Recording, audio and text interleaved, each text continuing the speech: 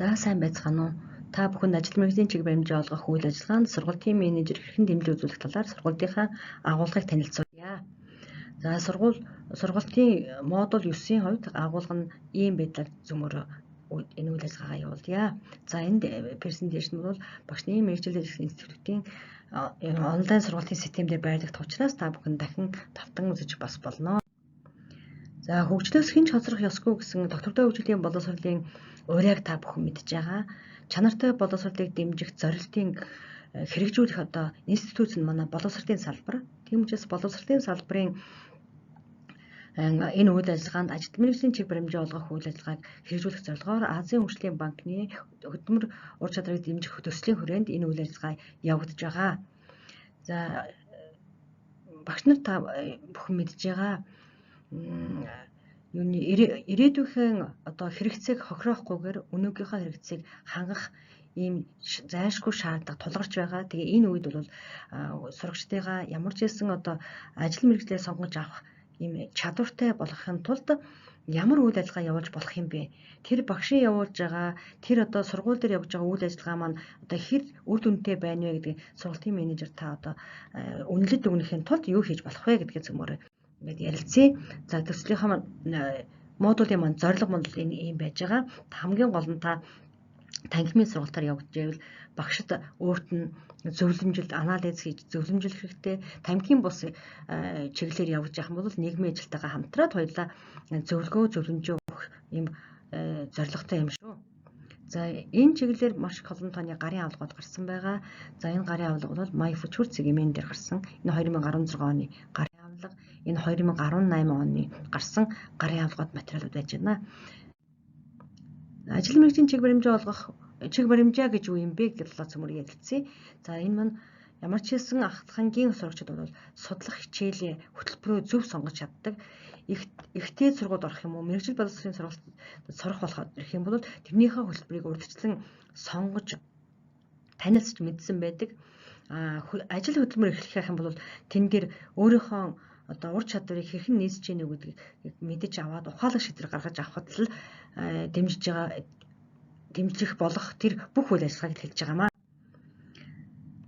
За сурагчид ахлахангийн сурагчид бол ажил мэргэжлийн чиг баримжаа олгох үйл ажиллагаанд идэвхтэй маш сайн оролцох юм бол ирээдүйн ажил мэргэжлээ бол маш сайн зөв сонгож авч чаддаг. Зөв сонгож авч яана гэдэг маань тэр хүний хийж байгаа ажилд сэтгэлтэй, дуртай, үр дүн их гаргаж байгаа, баяр баясгалантай байгаагаар илэрхийлэн тийм ээ. Тэгэхээр ингэж сайн зөв сонгож авах нь бол улс нийгэмдээ ч гэсэн маш их чухал зүйл болж байгаа. Зөвхөн гэр орон ээж аавдаа хэрэгтэйгээс гадна бас маш их олон талын ач холбогдолтой байдгийг та бүхэн мэдж байгаа. Хүүхдийг энэ үйл ажиллагаанд татаж оролцуулахгүйгээр эсвэл хүүхд маань ерөөсөө энд оролцохгүй идэхгүй байгаад байх юм бол бидний ярьдгаар тийм гацах мөрөөдлөөс хэтрэхгүй байх ийм хандлага ажиглагддаг юм аа. Манай ерөнхий улсын сургууль дээр явагдаж байгаа энэ ажил мэргэжлийн чиг баримжааны үйл ажиллагаанууд юу вэ гэдгийг харж үзье. Энэ нь ерөнхийдөө бүгдөө ямар ч хэлсэн тийм хөтөлбөртэй болсон байгаа нэг давуу талтай. За хүсэл сонирхолтой байна. Мөн захирлын тушаалаар зөвлөл юм уу эсвэл хамтарсан баг байгуулагдсан байна. За бас янз бүрийн бас дэвшилттэй уламжлалт ажлуудыг зохион байгуулан явуулж байна. Мөн олон улсын болон дотоодын төсөл бүтрүүдэд хөтөлбөрт хамрагдаад бас үйл ажиллагаагаа явуулж байгаа их давуу талтай байна. За мөн энэ үйл ажиллагаанд эрэгтэй эмэгтэй хүүхэд гэж ялахгүйгээр тийм ээ бүгдийг маш их тэгш хамруулж чадж явуулж байгаа нь бас их давуу талтай. За гэхдээ бид нар бас заашгүй бас нэг сайжруулах үйл ажиллагаанууд байна. Энэ нь бол хизээ ямар татамжтайгаар хэн хамгийн их сайн зохион байгуулалттай ямар нөөцтэйгээр үйл ажиллагаа явуулж байна гэдэг нь ерөөс дүгнэгддэггүй тийм ээ. Эсвэл энэ ажлыг хэн хариуцаад явуулж байгаа юм бэ гэхээр ерөөс анги бүдэгдсэн багшлага бүгдөө төлөвлөдөг тийм ээ. Мөн хүүхдийн авиа сонирхол чадрыг нээж дэмжих тийм ажлууд их дутмаг явагддаг. За мөн ямар ч мэдээллийг жишээд ялангуяа орон нутагт сумд тийм ээ олж авах боломж нь их дутмаг, хаанаас олох нь мэдэхгүй, илүү дэлгэрэнгүй мэдээлэл олж авах гэхээр бас тийм суугаа мэдэхгүй их сурвалж олж чадахгүй байх жишээтэй.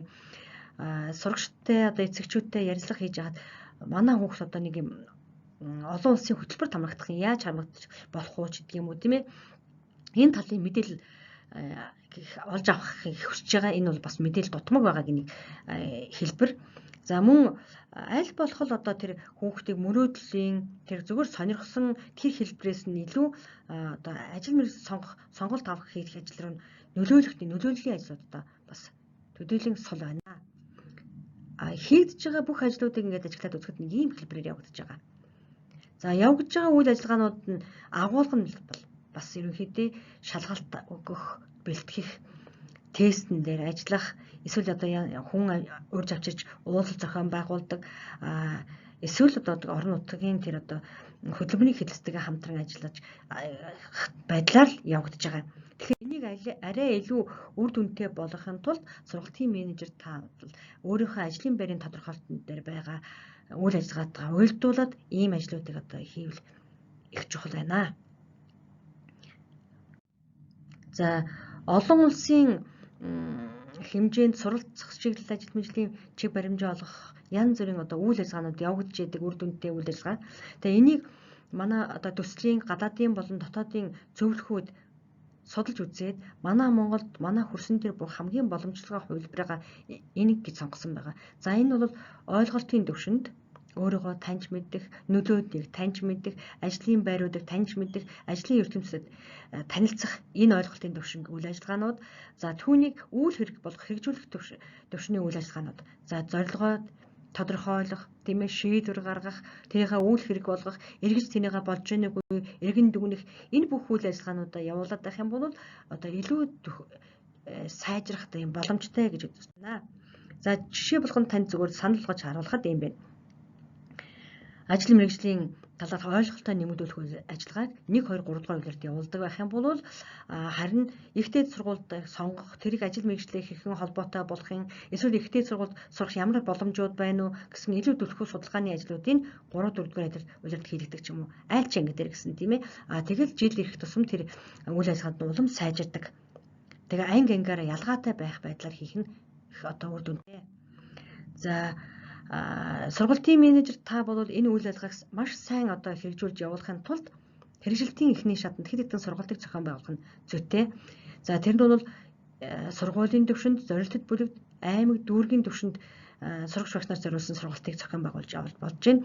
Энэ нь яагаад ингэж байгаа гэхээр ойлголтын ижил нэг төвшөнтэй болохын тулд, зөв ойлголттой болохын тулд энэ хийх нь их үр дүнтэй байдаг гэж үзэж байгаа. За сургалтыг зохион байгуулж явуулахын тулд та өөрийнхөө мэдлэг боловсролыг дээшлүүлэх ийм онолуудтай бас танилцж болно. Энийг бол My Future CGM гэсэн энэ вебсайтаар ороод онолоо илүү дэлгэрэнгүй уншиж танилцаарай. За сургалтын менежер танд одоо зөвлөж хэлэхэд ямар ч хэлсэн үйл ажиллагаагаа багийн хэмжээнд явуулна. Тэрнээс гадна ерөөсөө хамгийн сайн идэвхтэй үйл ажиллагаа сайн явуулж чаддаг тэр багшаа бас их түшиглэж явуулаарай. Тэгэх юм бол энэ бас их үр дүнтэй болно. За 10-аас 12 дугаар ангийн сурагчдад ажил мэргэжлийн чиг баримжаа олгохдоо энэ чадамжууд дээр нь түшиглэж үйл ажиллагаа явуулах нь зүйтэй. Энэ бол дандаа одоо эргэх бие биентэй холбоотой нөр төрүүчийн загварын дагуу явагдсан үйл ажиллагаагаа жишээлбэл 10 дугаар ангийг харахад 9 дугаар ангидаа гаргасан сонголтоо эргэж шаардах, тэрийг сайжруулах, тэрний дагуу чадамжуудаа сайжруулах үйл ажиллагаа 10 дугаар ангид маш сайн явуулаад дуусны дараа 11 дугаар ангидаа шилжиж орохдоо хичээлээ одоо сонгох хөтөлбөрүүдэд сонгох энэ үйл ажиллагаа хийж байгаа. 11 мөн адилхан ийм цикл байдлаар ингэж явах нь одоо их үр дүнтэй байгаамаа. За 10 дугаар ангийн хувьд бол илүү онцолж авч үзэх агуулгууд нь энэ байж байна. За энэ агуулгын дагуу үйл ажиллагаа явуулахдаа та бас гендерийн мэдрэмжтэй үйл ажиллагаа явуулахдаа маш сайн анхаараарай. Өөрөөр хэлбэл охид хүүгүүдийн хийх ажлаа тусдаа биш тийм ээ. Охид хүүгүүд тэгш хэрэгтэй оролцох ёстой гэдгийг бас ойлгуулж. За тэгээд аль болох маш их олон төрлийн үйл ажиллагаа явуулж хүүхдүүдийг ажлын байртаа танилцуулж одоо ойлгоход нь дэмжлэг үзүүлэх юм хэрэгтэй. За мөн дасгал ажил хийж одоо сурагчдынхаа мэдлэг чадвар хандлагыг өөрчлөлтийг тандаж судалж болно.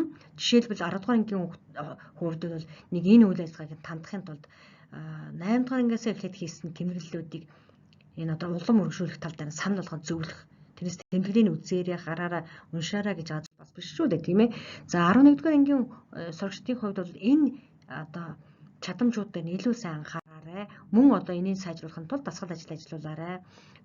Маш олон тооны дасгал ажлууд байж байгаа. Тэр ажлын ном, гарын авлага ном дээр тэгэхээр тэрний дагуу энэ ажлуудыг хийх анхаараарай. Тэрийг хийж ийнэг үү гэдэгт нь багштай хамт та бас тандал судалгаа хийж ажиллаж болно.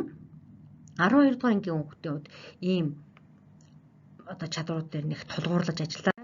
За мөн дасгал ажиллуулахдаа бас энэ дээр их анхаарах хэрэгтэй. За одоо энэ дээр би бас нэлээд одоо зөвлөж хэлэх зүйл бол ямар ч хэлсэн хүүхд өөрийгөө танилцуулах, өргөдөл бэлэгтээ алдаагүй сайхан зөв хийждэг байх юм бол ямар ч одоо 12 дугаар ангийн хүүхдийн бас нэг чадамж харагдаж байгаа шүү, тийм ээ. За арга зүйн хувьд бол та нар багш нарт зөвлөхдөө тэр арга чинь зөв байна гэхээсээ илүү хийж байгаа арга нь зөв байна уу, оновчтой байна уу гэдгийг харна. Жишээлбэл тархины шуургыг аргыг хэрэгжилж илаа гэхэд тэр нь баг болгож явж байгаа хүүхдийн тоонд бол оновчтой байна уу, зөв байна уу, хичээлтэй холбож байгаа дасгал ажлуудаа цааш нь өргөжлүүлэн эцэгтэйгээ холбоотой хийж яах нүг үү, тийм ээ. Багш тэн дээр нь одоо зөвлөмжлөлтөд хэрэг зөвлөмжилж яах гэх мэтгийг харагдаж шийдэ, тийм ээ.